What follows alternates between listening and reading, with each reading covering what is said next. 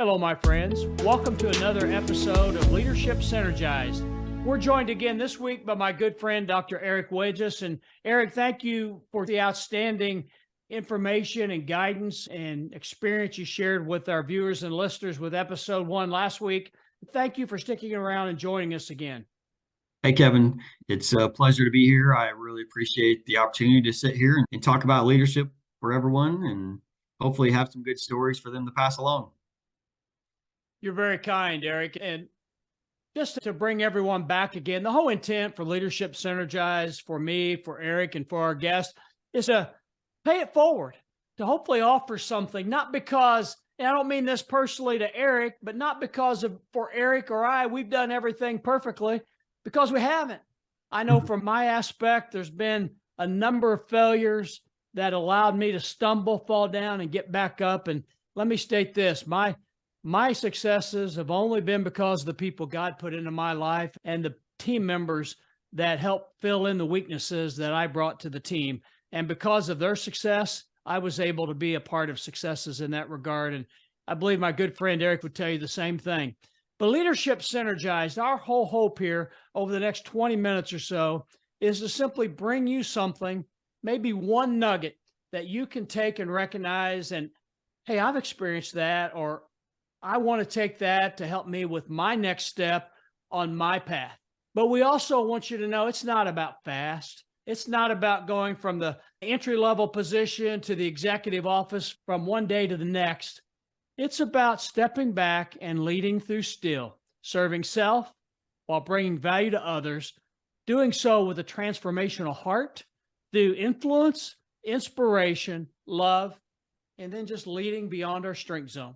And nobody that I have met has led beyond their strength zone than my good friend, Eric Witges. And Eric, we left off the last episode talking about serving self and serving others and some of those obstacle aspects and getting that time to refresh our mind, but also to grow our mind by reading or having a conversation with someone who's been there, done that. A lot of times that gets overlooked, but when we do that and we commit to it, it really leads us to an opportunity to be transformational, not just transitional. Yeah, as you're doing that introduction there, talking about the successes you've had as a result of people that you've worked with, I couldn't agree any more with that statement. If I look back at the times that I've been successful, it's not because of my work. It's because of the people that I've worked with and been around. And that's what it's about, is accomplishing great successes with other people. The satisfaction that comes with that cannot be replicated. And I know I went off a little verse there with that, but I just cannot reiterate how important that is to be able to work together with people. And the accomplishments and the things that you can by working together is tenfold. But it's such gratification when you do accept that challenge as a group and as a team, and then you come together and knock it out of the park. That's what it's about. And some of my best successes and best memories are when people that have rose to the challenge to make that happen, that didn't know they had that ability to do it, is what makes makes leadership what it is. That's certainly special. And Eric, just knowing your background, and again, Eric and I are good friends. We've known each other for 10, 11, 12 years. Eric, you've had an opportunity to move from one industry to another industry, advancing yourself certainly with the growth of your leadership piece. You've been one that truly have looked at it as you're making those moves, not for yourself, but truly to make a difference for others. Every move that I know, at least the past 2 you've made in talking to you during those transformational times, you've talked about the opportunity to make an impact. And that's really what led you to that decision. It wasn't just a transition from school superintendent to chief operation officer. It was truly a transformation for you as you look to multiply values into others. When you think about your strengths as a leader, what 1 or 2 strengths do you believe really has helped you make those moves successfully in a transformational journey?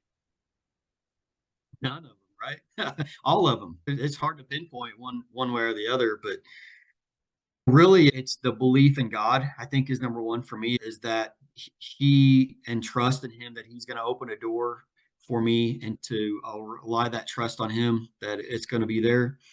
But the other side of it is the challenge of adding value to an organization is difficult to put an amount, or I guess let me You- rephrase that question. You're talking about what's allowed you to be successful when you've moved careers, changed roles, changed industries to ensure that it's more than a transitional change, that it's truly a transformational change. Yeah, that's a great question. It's hard to put in a solid answer right off the bat, but I think it's the ability to work with people and to want to see them be successful. Anytime, any position moving forward that you come across, for me, it was all about how much value can I add to the organization? Do what I have to offer, will it add value to that organization to help them be successful? And if it's yes, then, it's go time. But a lot of the times it was really, is this an opportunity that it's going to allow me to push myself further than I've ever been pushed and allow myself to see how far I can go? And as a person, I'm all about being challenged and seeing what I'm capable of doing and not being afraid of a change, not being afraid of a challenge. I think sometimes in my life, when I feel like that I've plateaued in whatever it was, whether it's sports or hobby or the career, is when I really saw that I wasn't challenging myself to grow. And in those opportunities, I really found out who I was as a person, as a husband, as a father, as a leader. But it's also those opportunities has also presented me to probably grow more than I ever imagined myself being able to do things. Eric, one of the most difficult challenges that I have found for a leader, my experience, is being able to sustain the inspiration of a team, of an individual, to allow and open the door, open the heart, if you will, to truly provide the influence and reach that opportunity, bridge the influence from the intent the leader has to where the value opportunity is for the individual. Talk a little bit, if you would, about your experiences there. What hasn't worked? What has worked in your experiences? Well, first and foremost, I would say just the relationship piece of each and every individual is what drives that. Just the experiences that I've come across is developing that relationship with each individual and finding out what drives them and where their focus is on what's their priorities in their life and just establishing that relationship. One of the things that I love jumping out of boxes. I love scaring people, but it also develops a relationship with them to know that, hey, he makes work fun. This is a fun place to work. And he cares about us. He enjoys helping us and provides that resources. But it's all about the relationship. I mean, we talk about how much leadership is and whether it's influence, but everything rises and falls on leadership. And it's more than a title. It's more than signing your name to that position as well. It's for me, it's always been about having a relationship with the people I work with. Eric, you mentioned relationship, and that leads into the next aspect that somewhat goes to bringing value to self as well. You and I have talked about how the whole still model and concept, they're really interlocked. There is no separation. You don't serve and then there's a blank space and you move to transformation, there's a blank space. They go together in that piece. But one of the areas that I have kind of felt maybe gets lost in the shuffle, well, it doesn't matter the industry, whether it's education, manufacturing, service-based industries, medical-based, everyone has these data-driven metrics that they're held to. And I've experienced to where the focus becomes so much on the numbers that we lose sight of that relationship opportunity for development. We lose sight of the love in an agape manner that we need to bring to others, but also offer ourselves. I know I've really struggled in forgiving self and loving self many times because, hey, we've got a deadline, or the boss comes to say, you didn't meet that on time delivery metric you should have. So your whole focus goes about, I don't care about the excuse why we didn't, how are we going to move the number up a tenth of a point, so to speak. It really comes down, we sharpen our saw, we become more effective, to your point, around inspiring and influencing others and multiplying that value when they know we care for them, when they know we love them, whether it's a faith-based setting, whether it's family, whether it's professional relationships. You've mentioned that. But where does a leader understand that maybe more time needs to be spent in this area versus this area? What are some signals you've had, or some red flags or yellow flags or caution colors that you've used to help guide you to realign where you're spending your time in those areas? I, for me, it says a lot about the trust of the organization and the trust within people. If there's a lack of trust and a lack of what I would say a positive work environment, positive work culture, then that's where you see a lot of that, I would say, emphasis on data, because it's all about results, all about results, all about results. And yes, I know we need results, but we also, in order to get the results, have to have a positive work environment where people trust each other. And within that trust is, we talk about still, it's about loving each other, it's about inspiring, it's about trusting each other. And when you see that interrelation and that circle come full circle, that's where you start to see that productivity in those in the organizations that really thrive, is because they have all those characteristics. And I always like to say, my wife and will talk about, when you walk into a place, can you just feel it? Like you feel the love, right? And so sometimes that's my judgment sometimes, is when I walk into a building or an organization or whatever it is, a store, do you feel it? It's hard to describe what that is, but it all relates back to exactly what you talked about within that still piece. And are people serving? Are they transformative? Are they inspiring? Do they love each other? Are they leading? But the way we answer the phone, sometimes you can tell immediately, is that person there to serve? When you walk in, are you greeted properly? Is there smiles on the people's faces? Those aren't major characteristics and traits to look for, but my gosh, it makes a difference when you walk in somewhere and you get that type of treatment, of how much you can feel what is stressed in that organization. And it starts at the top. We always say everything rises and falls in leadership. Well, that's where it starts and that's where it falls. And as a leader, we have to model that. So each and every day, it's talking to every employee. It's asking them how their evening went. Did they have a great time at the birthday last night? Did their son or daughter win the basketball game?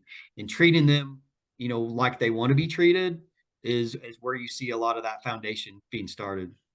I love that. Thank you for sharing that, Eric. Appreciate that very much. And you mentioned just leadership itself and leading in that regard. And we've talked about leading through our strengths. And one of the areas that through reading about experiences of other leaders, those that have come before us and those currently leading, or listening to someone speak on leadership, a common theme typically comes up, at least I pick up on, around the difficulty to turn loose of some task. So, said another way, when a leader has a set of strengths, they're also going to have a set of weaknesses. Why do you feel like at times leaders aren't willing to let go of certain areas and responsibilities, so a team member with the strength in that leader's weak area could help overall create a greater success? What gets in the way of that?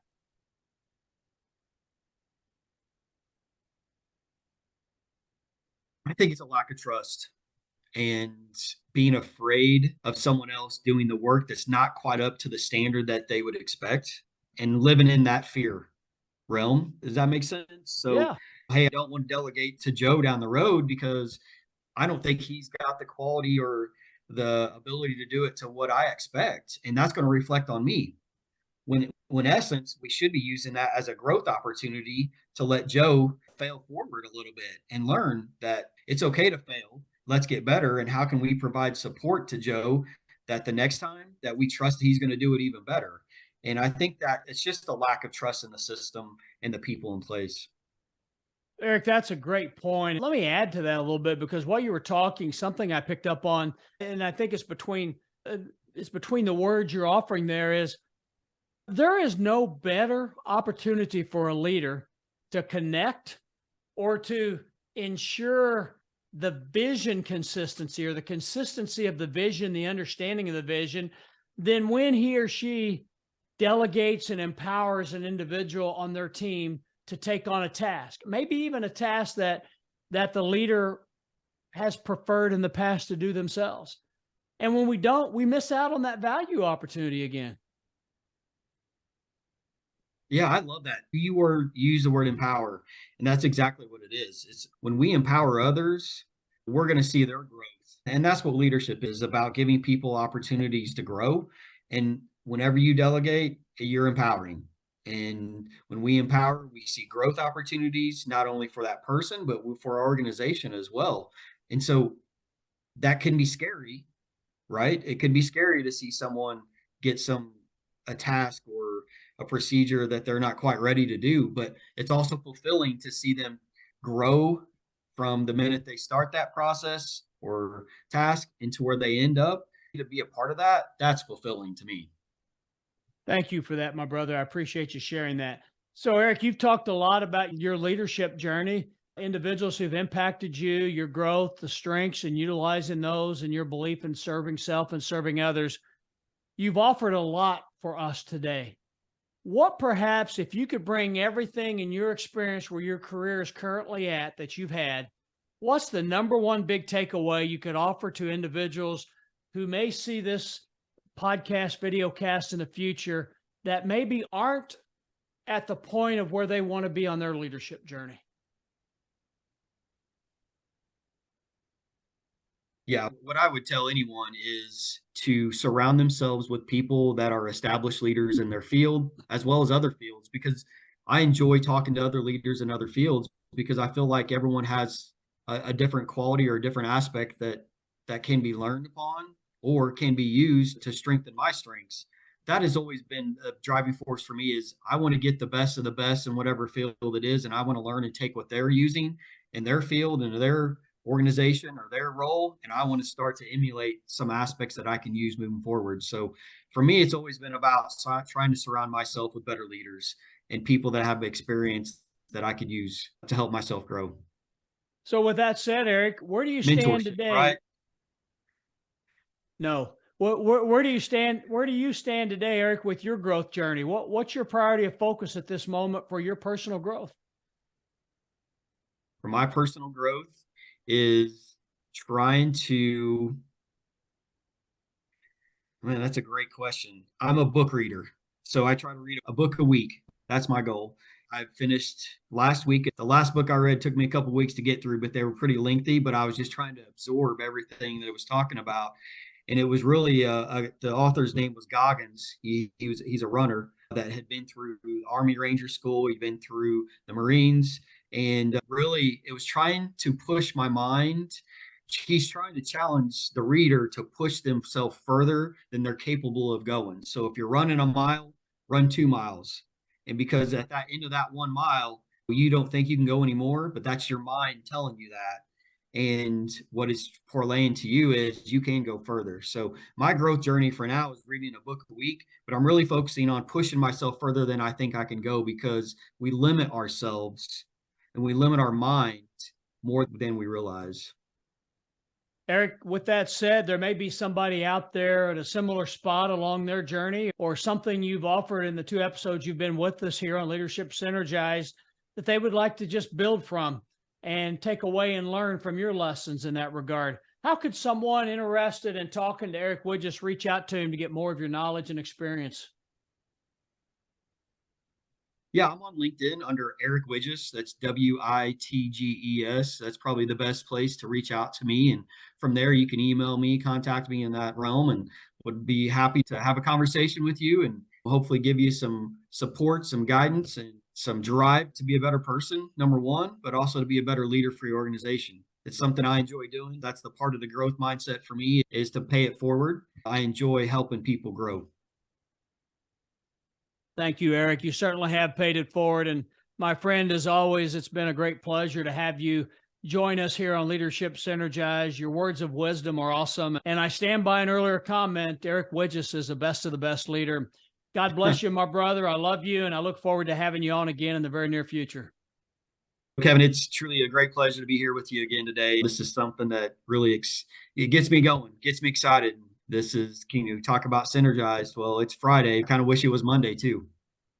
I'm with you right there. And again, God bless you. I wish you the best. And thank you again. And we look forward to having Eric Witges. Eric and I both hope you've picked up something. If nothing else, just something to ponder and think about when you look at your leadership toolbox and you look at your next growth opportunity? Is it talking to someone like Dr. Eric Witges to gain experience for someone who's been there, done that? Is it reading a book? Is it attending a webinar? Or is it simply taking some time to add value to self through just taking a break? That middle refresher, that time for reflection, that time to continue to identify self through self-awareness. Eric and I appreciate you being with us. As the late, great Coach John Wooden once said, and I paraphrase, be quick, but don't hurry in leadership. Said another way, use still leadership, and you'll go far, and you'll have sustained effectiveness with a team that'll understand you trust them, you're there to help stabilize them, you're there to bring hope, and you're there to love them.